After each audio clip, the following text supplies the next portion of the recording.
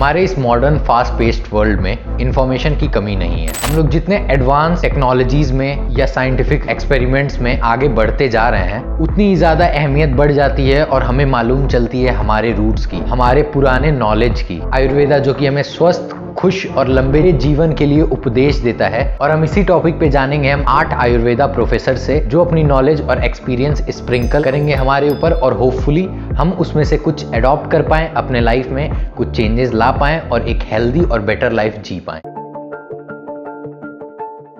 आयुर्वेद का अर्थ होता है कि जीवन जीने का विज्ञान। अपितु हमें आयुर्वेद में सिर्फ जीवन को किस तरह से जिया जाए, किस तरह से उसको रखा जाए, इसका ही ज्ञान नहीं होता, बल्कि रोगों की चिकित्सा भी बताई जाती है। तो आयुर्वेद के द्वारा हमें अपने स्वास्थ्य को सुरक्षित रखने और रोगी से शरीर को भी सुरक्षित रखने का भी ज्ञान दिया जाता है। हमारा कैसा उठना बैठना होना चाहिए, क्या खान पान होना चाहिए, कैसा रहन सहन होना चाहिए, जिससे हम अपने स्वस्थ शरीर को स्वस्थ भी रख सकें। और अगर हमें कोई रोग हुआ है तो हम अपनी जीवन शैली से, खान पान, योग से, पथ्य अपथ्य का ज्ञान लेते हुए हम कैसे अपने शरीर को सुरक्षित भी रख सकते हैं और रोगों से मुक्ति भी पा सकते हैं। यही है आयुर्वेद का संपूर्ण ज्ञान। यह एक पद्धति है जो जीवन जीने की कला आपको बताती है, जिससे कि हम एक लंबी और सुखी आयु को प्राप्त कर सकें।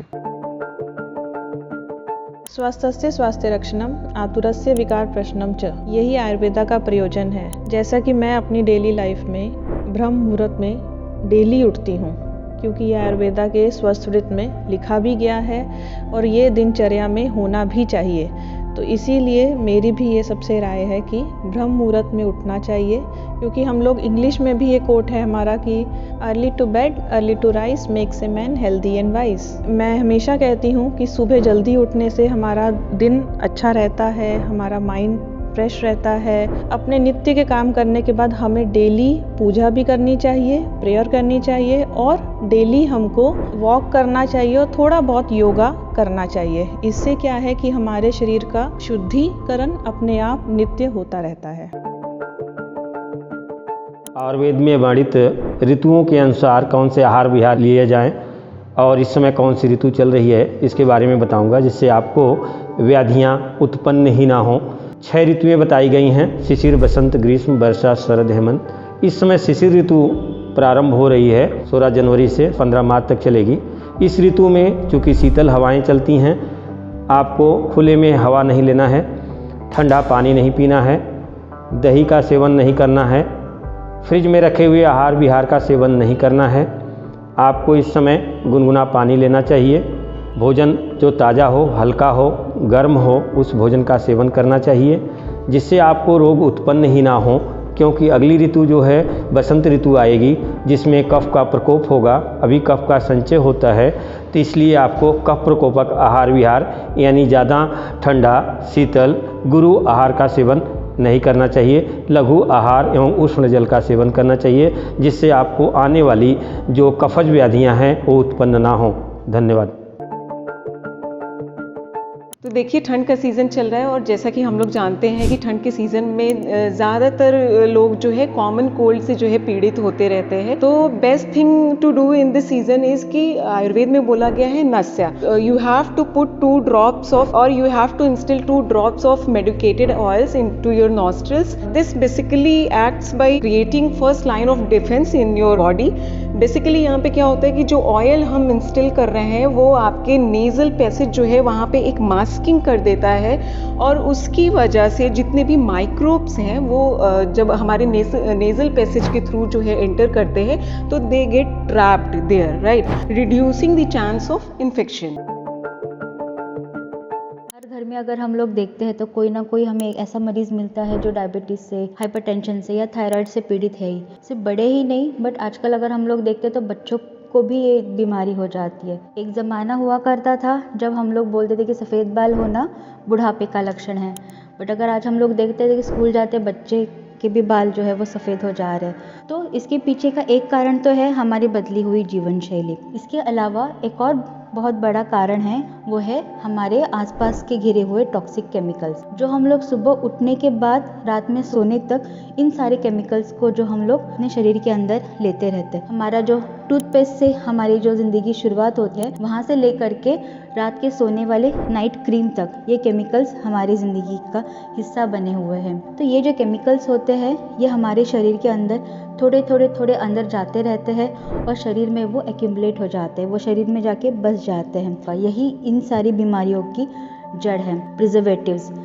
चिप्स का पैकेट खोलो या किसी नमकीन का पैकेट खोलो, उसमें भर के प्रिजर्वेटिव्स रहते हैं। कलर्स, अगर आजकल कोई भी चीज़ अगर रंगीन ना दिखे तो लोगों को खाने का मन नहीं करता है, तो उसमें यूज़ करने वाले आर्टिफिशियल कलर्स, ये सारे टॉक्सिक केमिकल्स हैं जिसकी वजह से ही ये डायबिटीज़, हाइपरटेंशन, थायराइड जैसी बीमारियां बच्चों को भी आने लगी है। पूरी तरीके से इसको रोकना पॉसिबल है नहीं।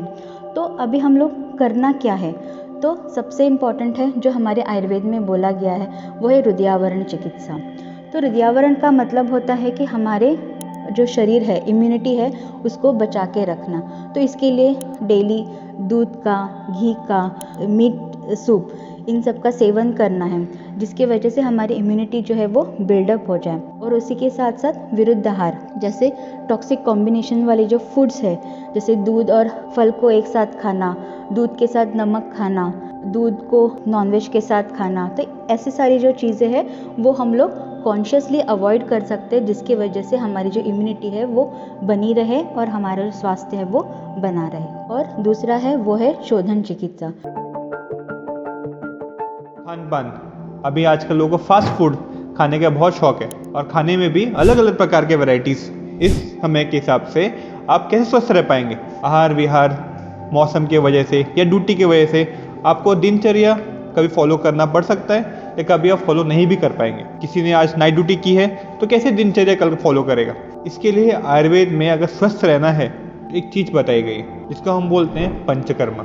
शरीर के हिसाब से महीने में हमें कोई ना कोई शोधन जरूर अवश्य लेना चाहिए। जैसे हम लोग सैटरडे नाइट बनाते हैं कि हर सैटरडे नाइट एक पार्टी रहेगी, पिक्चर देखेंगे, ड्रिंक्स करेंगे या फिर दोस्तों के साथ बैठेंगे, वैसे ही हम सोच सकते हैं कि एक हफ्ते या महीने में एक दिन शरीर का शोधन करेंगे। चाहे वो वमन के रूप में हो सकता है, चाहे वो विरेचन के रूप में हो सकता है, या चाहे वो बस्ती के रूप में हो सकता है। बहुत ही आम, बहुत ही सरल टेक्निक है ये और आसानी से एक दिन के अंदर ही ये शोधन हो जाता है। तो मैं चाहता हूँ कि हम और हमारे नवजीवक लोग, मतलब वमन, विरेचन और बस्ती, इनको फॉलो करें जिससे कि शरीर शुद्ध रहेगी और शुद्ध रहेगी तो स्वस्थ रहेगी। आयुर्वेद के नाम पर मिसकॉन्सेप्ट चल रहा है कि गर्म पानी में नींबू और मधु डाल के पीने से मोटापा कम होता है, लेकिन आपको मधु को कभी भी गर्म करके खाना नहीं चाहिए। मधु को गर्म करके खाने से वो एज ए विष के समान उसके गुण वाले हो जाते हैं, ठीक है। तो कभी भी गर्म पानी या तो मधु को गर्म करके आपको नहीं खाना है, आपको डायरेक्ट शहद खाना है। शहद मोटापा कम करता है, चर्बी को कम करता है, लेकिन गर्म करके नहीं खाना है, उसको ऐसे ही खाना है। जैसे आजकल जितने भी कंपनी वाले मधु बना रहे हैं वो क्या करते हैं, उसको हीट ट्रीटमेंट देते हैं, ठीक है। हीट ट्रीटमेंट देते हैं तो हीट ट्रीटमेंट देना ही नहीं चाहिए, ठीक है। मधु जो अकॉर्डिंग टू चरक संहिता, सुश्रुत संहिता, जो हमारे मधु जो होते हैं जैसे वो वृक्ष से निकला होता है, हमें उसको ऐसे ही धारण करना चाहिए और ऐसे उसका उपयोग करना चाहिए। कभी उसे हमें गर्म नहीं करना चाहिए। कि जो मधु होता है क्या होता है, वो जो बी होते हैं हमारे, मधुमक्खियाँ होते हैं, उसकी सलावा होती है, ठीक है। उसके जीभ का लार होता है, जो उसमें होता है, इसमें इंजाइम्स होते हैं, ठीक है। जैसे हमारे यहाँ इंजाइम्स टाइलिन होते हैं, सर्वी एमाइलेज होते हैं, ठीक है। उसी तरह उनके भी इंजाइम्स होते हैं। इंजाइम्स हमेशा किसी ऑप्टिमम टेम्परेचर पे काम करता है। उसको जहाँ भी हीट आपने अलग दिया, तो बहुत ज़्यादा हीट दिया, बहुत कम हीट दिया, तो वो अपना नेचर खो देता है, डीनेचर हो सकता है, ठीक है। इसलिए हीट अगर देंगे आप तो उसको सलाइवा है, इंजाइम से वो अपना जो ओरिजिनल उसका जो वर्क है वो अपना खो देता है, वो कुछ टॉक्सिक इफेक्ट्स को कहीं लगता है। इसलिए कभी मधु को गर्म करके नहीं खाना चाहिए। जन लोगों में ये फैला हुआ है कि आयुर्वेद जो है अपने से कोई भी लेके खा रहा है और बिल्कुल निरापद ये है, कोई इसका साइड इफ़ेक्ट नहीं है आयुर्वेद।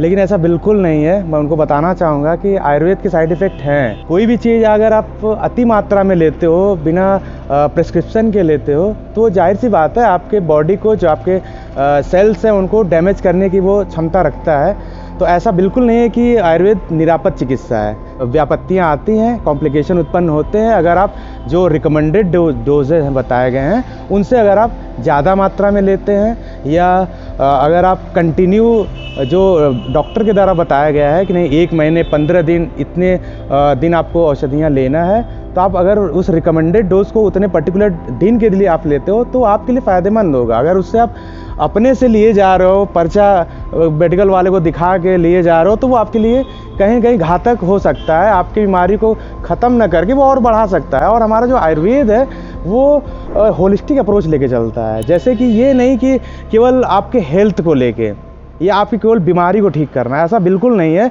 यहाँ पे हमारे शास्त्रों में ये बताया गया है कि ये सामाजिक और अपना पर्सनल हेल्थ दोनों को ये एक्सप्लेन करता है।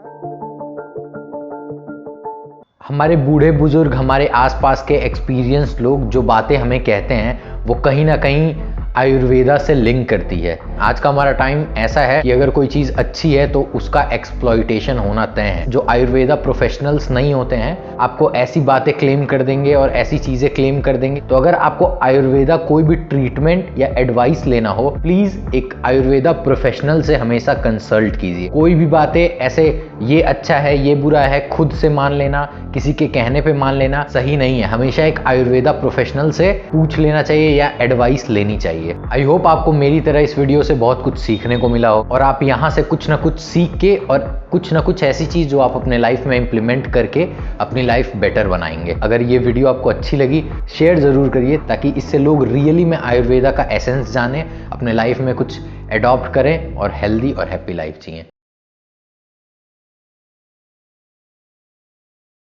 इसका देखिए, इसका जो साइंटिफिक नाम है आपका पारिजात है, ठीक है, रिक्टेंटिस अर्बोरिया नाम है इसका। ठीक है, इसके और भी यूज होते हैं, जैसे आपको है ना, आपने बुखार का, आप गांव में बुखार आपने देखा, ठीक है, इसके जो और भी इसके प्रयोग ये हैं कि जहाँ भी पेन होता है, ठीक है, मेनली जो स्पाइनल पेन होता है, ठीक है, लंबर स्पॉन्डिलोसिस हुआ, ठीक है, सर्वाइकल स्पॉन्डिलोसिस हुआ, किसी भी जगह का, चाहे ज्वाइंट पेन हुआ, ठीक है, इसकी जो काढ़ा आपने बोला जैसे ज्वर में, ठीक है, बुखार में, ज्वर में, ठीक है, उसी तरह इसका काढ़ा पीने से वो दर्द में आराम होता है। और इसके पत्ते को, ठीक है, हल्का गर्म करके, ठीक है, इसको बांध सकते हैं, यहाँ जहाँ दर्द होता है यहाँ पे, ठीक है, इसकी सेकाई कर सकते हैं, ठीक है, उससे भी काफ़ी दर्द में भी काफ़ी आराम देता है ये। अगला साहब इसको कभी भी किसी को दर्द हो उसमें उपयोग कर दे सकते हैं, बहुत अच्छा काम है। मेनली HLB27 एक जीन होती है HLB27 जिसको इसमें एंकिलोजिंग स्पॉन्डिलोसिस होती है, उसमें सिर्फ यही सबसे अच्छा काम किया गया अभी तक में। BHU में ऐसा रिसर्च, मतलब पेशेंट पे रिसर्च किया गया था, एक इस पे काम किया गया, तो उसमें ये पता चला कि HLB27 जीन होती है जिसके से HLB20 एंकिलोजिंग स्पॉन्डिलोसिस होती है, उसमें इसका बहुत अच्छा रोल है। बाकी किसी दवाई, लेकिन आयुर्वेद में इसका बहुत अच्छा रोल है। आपने स्नोही के बारे में मुझे बता रहे थे ना? हाँ, स्नोही जो है कि एक खांसी की दवा है। ये पत्ता जो है कि तोड़ करके और आग पर सेंक देंगे, सेंक करके नरम हो जाएगा और उसके बाद उसको गार देंगे, हाथ से रख निकलेगा और उसमें हल्का सा नमक डाल करके उसको पी जाइए खाली पेट। मतलब जो पत्ते का सोरस निकलेगा गर्म करने से, उसको नमक में मिला के खाली पेट पी जाना है। कितना पत्ता? एक पत्ता 2 पत्ता, मतलब कि 1 चम्मच हो जाए, 1 चम्मच उसका सोरस। हाँ, 1 चम्मच हो जाए। ठीक है, ठीक है रामचंद्र जी, धन्यवाद। धन्यवाद।